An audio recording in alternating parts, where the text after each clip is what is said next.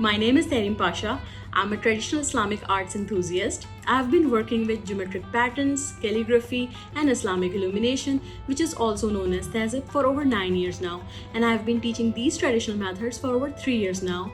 I will be your visual guide in today's workshop. These are the tools that we are going to use in today's workshop: an A4 size paper, tracing paper, watercolor paper, color palette, ruler, an agate burnisher or spoon, an eraser, sharpener, compass, round brush size 1, 2B pencil, HB pencil, or you can use mechanical pencil, 0.5 black pointer. These are the paint that we are going to use. They are gouache paints. You can use watercolor pencils and watercolor paints as well, water container, and tissue paper. You can easily find these tools at your local stationery, or you can find them on Amazon. Now let's start.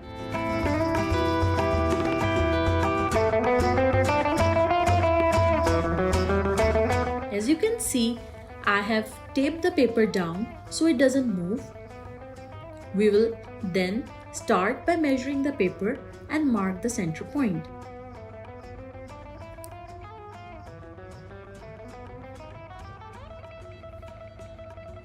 Then we will draw a horizontal line like so.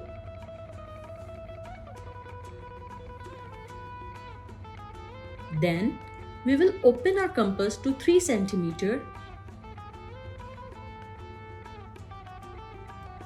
and while on the center point, we will draw a circle.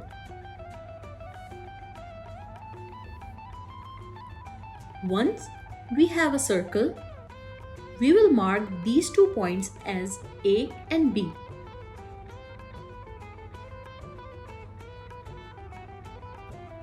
We will then create 4 arcs like so.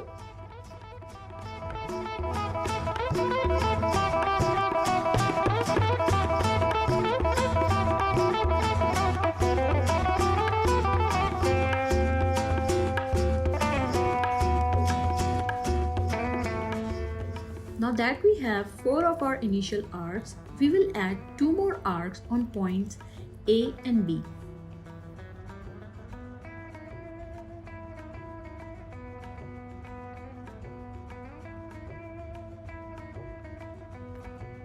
A tip: we can always place our compass on a previously marked point and check if the width is accurate. Following those, we will now create intersections on all 6 points.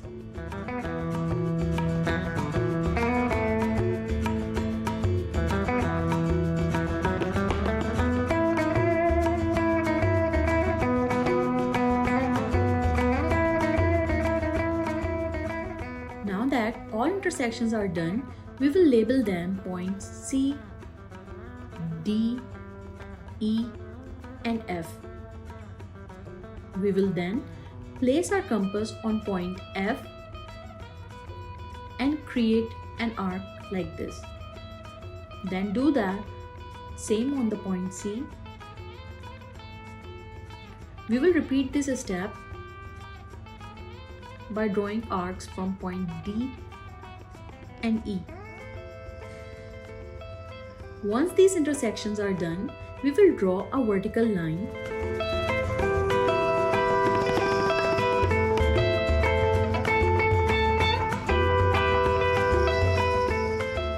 and label them 1 and 2.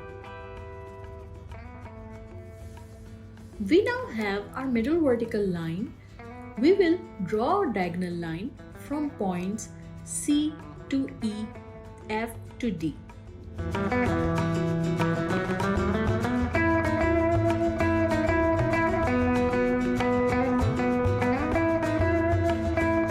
Make sure we have aligned the points accurately. Then go ahead and draw a vertical line from C to D, F to E.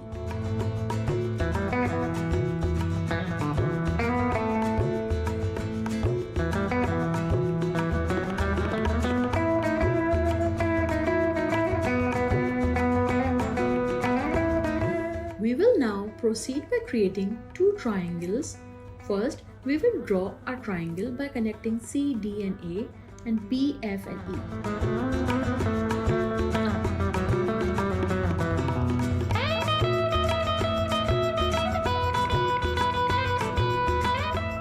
The second triangle will be created by connecting B, F and E.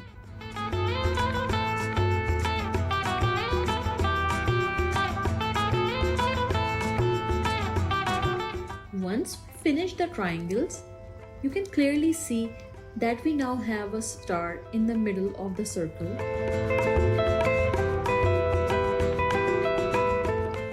We will now go ahead and create another triangle, but this one will be facing downwards. These are the points on which we are going to create a triangle.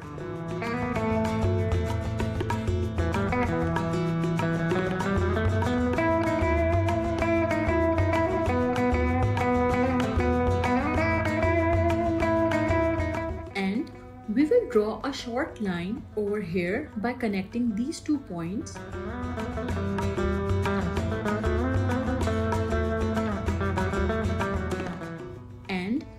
We are done with our initial grid. You can see that I have taped down the tracing paper on top of our grid. Now we will start to draw the Hatai motif by drawing freehand. Starting with these 2 points, we will draw a teardrop shape.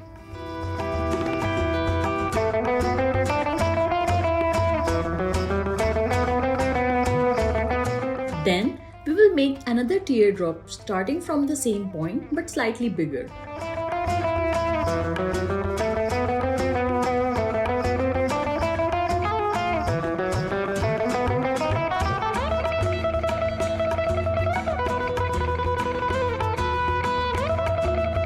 We will make yet another teardrop shape slightly bigger than before up till this point.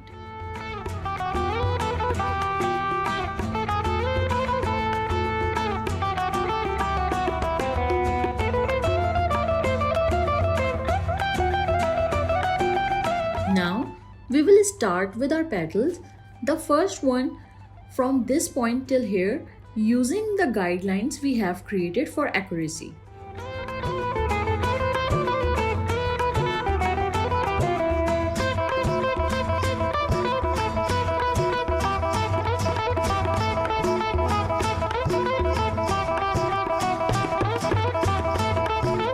Then we will draw the petal on the other side using the same guidelines, which will help us match the flow of both the petals.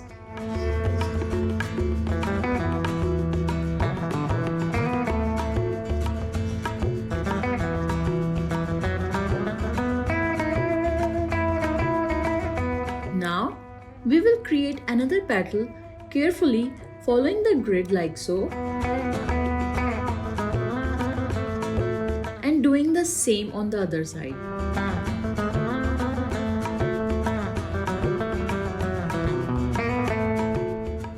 Then we will create the lower petals of the flower that you can see. As we can see, it's all coming together.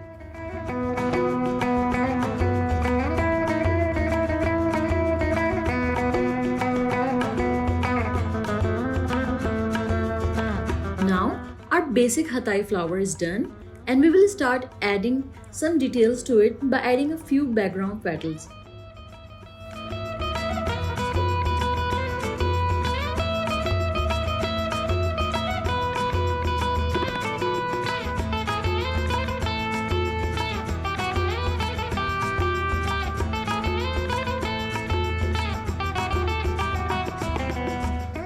As you can see, I have now taped down the watercolor paper.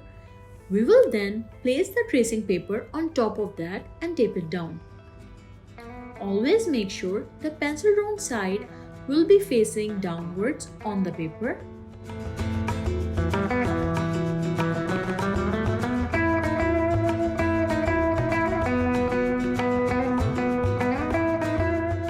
We will now transfer the design using an agate burnisher.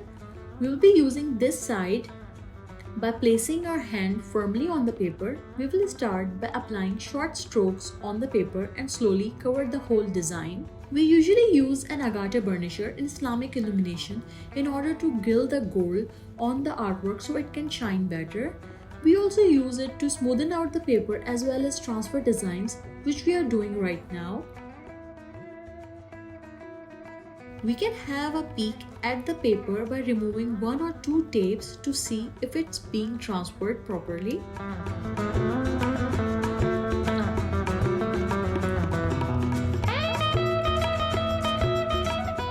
This looks good, just a couple of more strokes and we are done.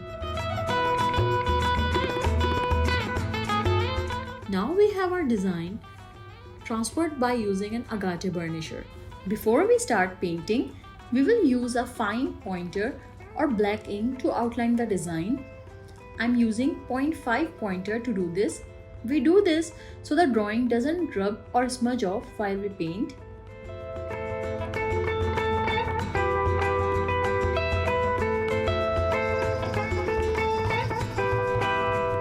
This method is known as kalamgiri, which is the delicate art of outlining a design.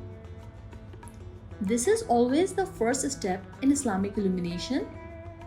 Tehzib. Before we paint, so the definition of the outlines will act as a guideline for us.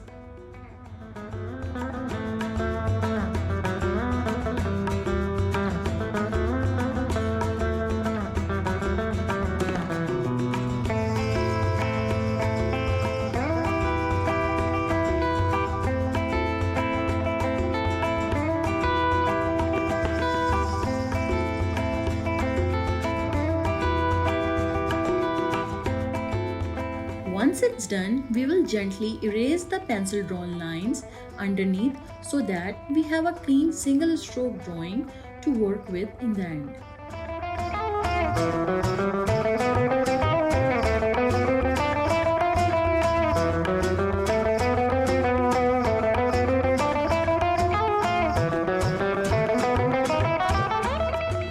We will then paint white as a base color, which will help us in layering furthermore. I'm using size 1 round brush paint for this. Make sure the consistency of the white paint isn't too thick. It's best if we keep it slightly runny, but not too much.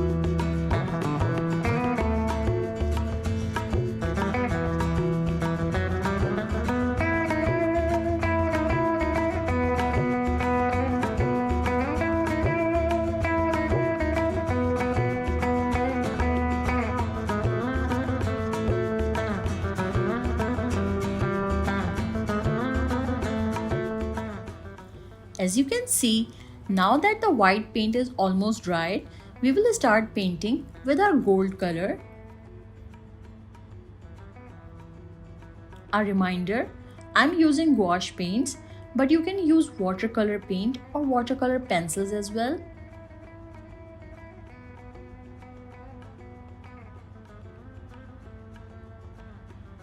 Just use a few drops of water to mix with the paint. You can see and match the consistency.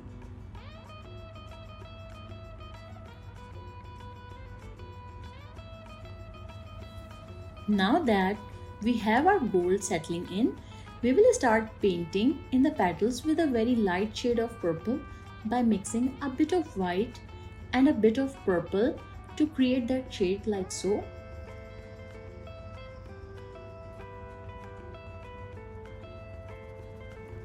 As you can see, I'm basically painting it in the shape of the petal itself. it is how our layering will start after the white base color.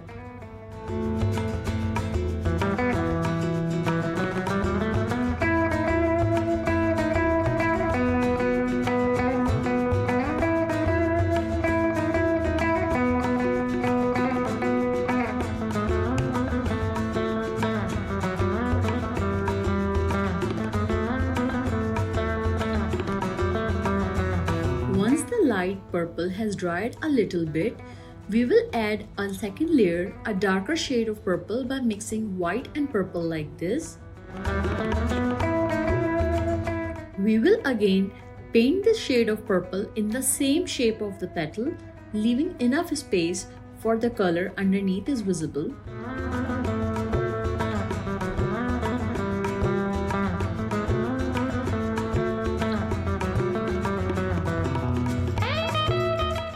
Now that this layer of purple has dried up, we will paint with an even darker shade of purple to give a finishing layer to our petals. And while we paint the darker shade, we can see the petals take form and show the depth we discussed earlier with the multiple layers of paint. Do not worry if you have painted over the strokes. We will get to that in a while.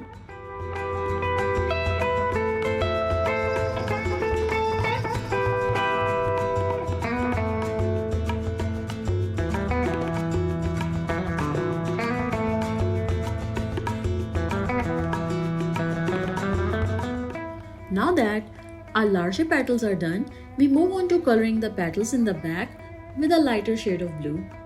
You can see the consistency of the white and blue colors. Once we are happy with it, we will go ahead and start painting. We will paint these in the same way we did the larger ones, by forming a shape of them and leaving a little bit of white towards the edges.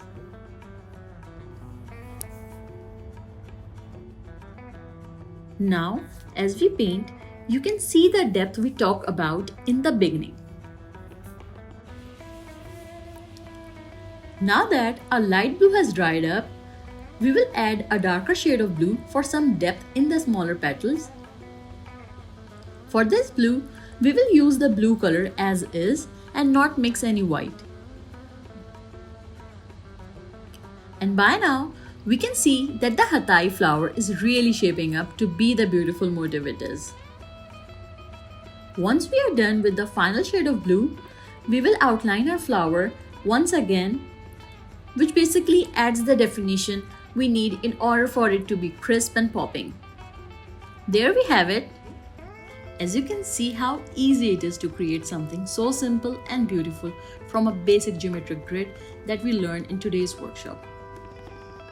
You can basically have any color combination that you wish for. We have recreated today what we have seen throughout Sheikh Zayed Grand Mosque. However, I have made a few variations as you can see in the video. These are the color combinations that I thought would look good with this motif. Thank you for tuning into Sheikh Zayed Grand Mosque IGTV channel to watch this workshop. Stay tuned for more Ivan Al-Jami workshops by Sheikh Zayed Grand Mosque. Please leave your comments and questions in the comment section below and share your artwork with the hashtag you see on the screen now. Thank you. Have a great day.